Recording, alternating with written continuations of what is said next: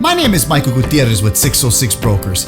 Many say that I have the best job in the world, and I couldn't agree more.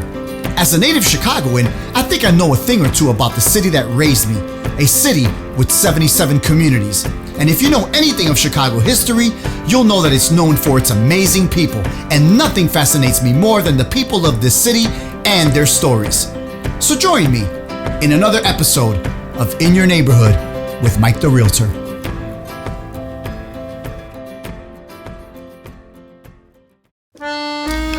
Little Italy, Chicago, a community that's been predominantly Italian since the mid-1800s.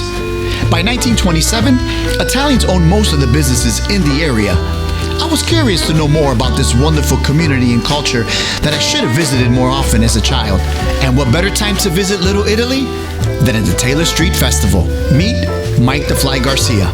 Fly was not only born and raised in this neighborhood, but it's the neighborhood where he discovered his love for boxing. I couldn't wait to hear the stories he had to tell. As Mike the Realtor, it's always been important to me that people know I genuinely care about our neighborhoods and our cultures. You see, throughout our city, it's the people's stories woven in the thread of each block that make Chicago so vibrant and inviting. I wanted to get out and meet some of them neighbors and hear some of them stories for myself. So it only makes sense to visit Little Italy's oldest hardware store. Hardware store's been here for 100 years. Home Depot has nothing on this.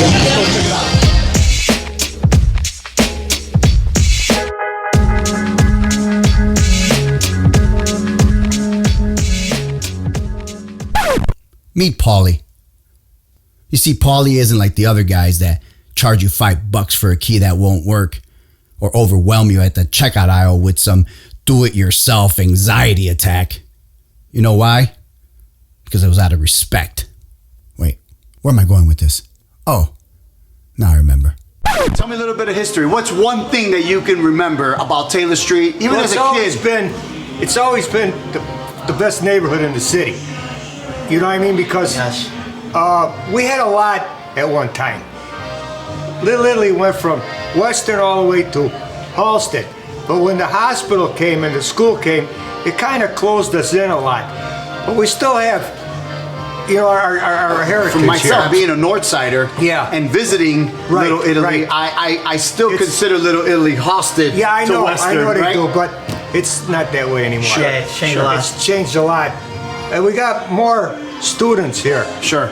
Because of the availabilities of apartments. I never had an issue with anybody. It was always Cherugis is off limits.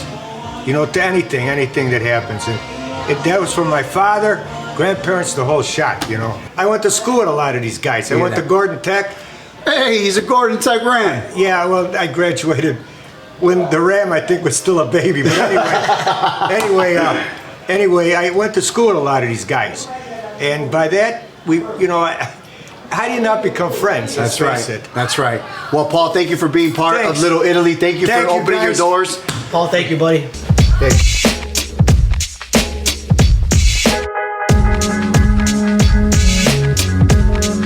Our next stop is Mike's longtime friend and chef of the iconic Italian restaurant Rosebud. We're about to have some real, authentic Italian food. Watch it. Let's see what Chef Steve has for me. Oh, there you go. There you go. I don't want it. See? Thanks. Oh, I need a napkin. Don't need no napkin. Come on. Oh, look at this. Hi, Dan. Look at this, guys. Meatball sandwich. Can't beat it. Can't beat it. Can't beat it. We're gonna give a little pasta there. A little rigatoni. What do you think? Huh? You come back, I'll give you a bunch of them to go home with you. I was growing eager to sit with Fly and learn more about his career and his life in Little Italy.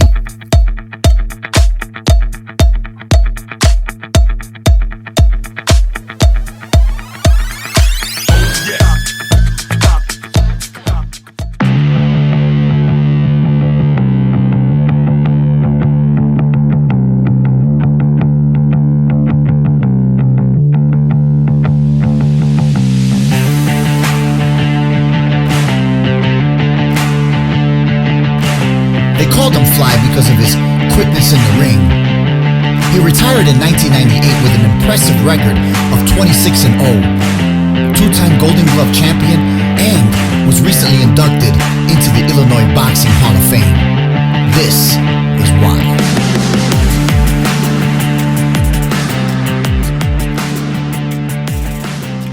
When did you start boxing, and what got you into boxing? So the guy there, Primo La Casa, who would teach boxing 3 nights a week, and all my friends, we signed up for everything. And first day there, you put the mouthpiece on, gloves, and they match up with a kid, and you're sparring.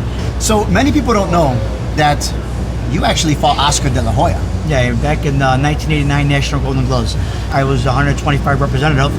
So the first night I beat a kid from Minnesota, Oscar beat a kid from Milwaukee. Second night we could be paired, but he ended up winning the tournament, and from that point on, back in '89, after he won the National Golden Gloves, they already predicted him. That's how much he shined in that tournament to go to the Olympics in '92 and win the gold medal.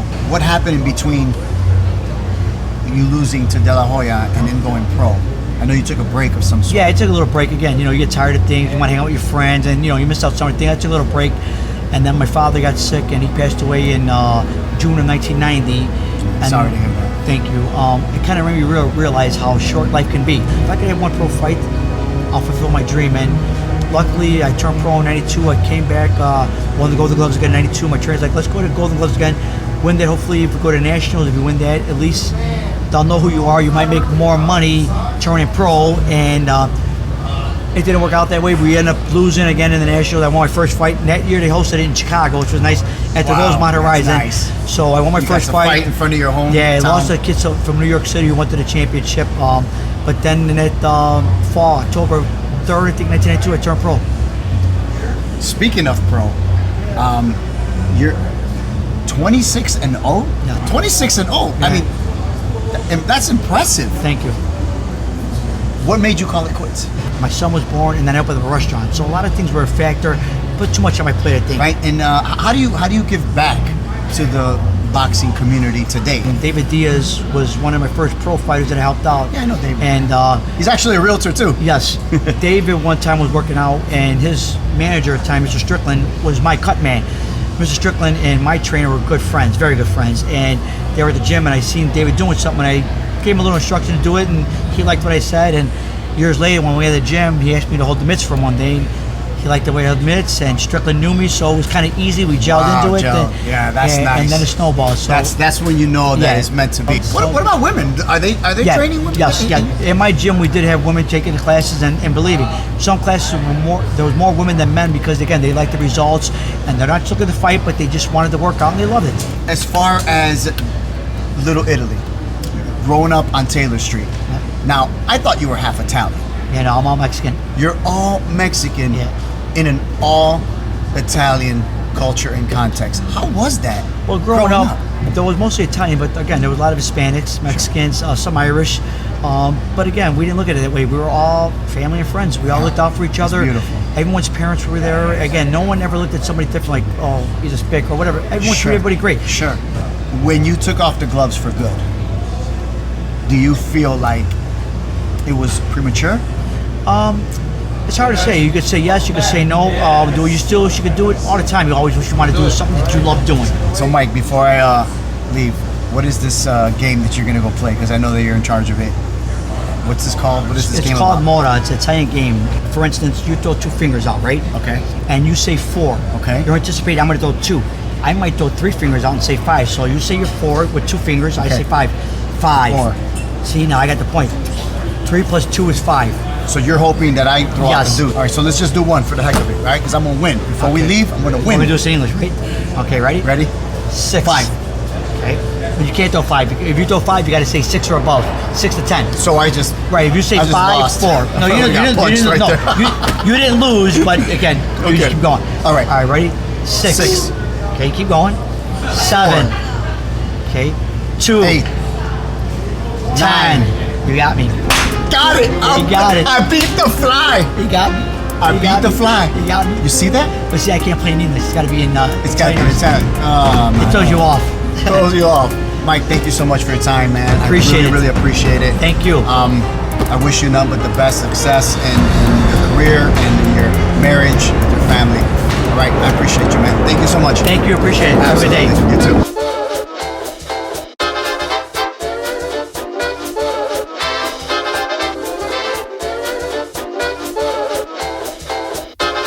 My visit to Little Italy was short, but to me, it's always time well spent meeting new people. I mean, with so many neighborhoods changing names and identities over the years, Little Italy fights hard to not lose either one of those. With all the big corporations arriving and property values on the rise, the people of this community have bonded even closer, too close to be divided. All things come to an end, but true friendships will never die. We're trying a Nazone. Let's see how it looks at me.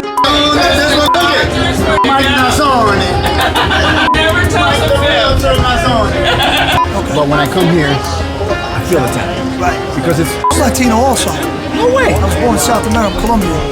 But I play in Italian. Look at that. Oh, you're good. Yeah, You're thank good. you. Bogota. Bogota. Yeah, I was born there. Yeah. Yeah. So that's But I love I was raised by Italians. Sure. Love Italian people, love the culture, the food, everything about it. That's awesome. It's really Me too. awesome. I mean, I'm from New York, so obviously I'm gonna say New York is the best. Watch the But Yankees. Chicago's definitely number 2. You know what I mean? That's like me. I gotta say the Chicago pizza's the best, right? Chicago pizza's the best. He would beg to differ.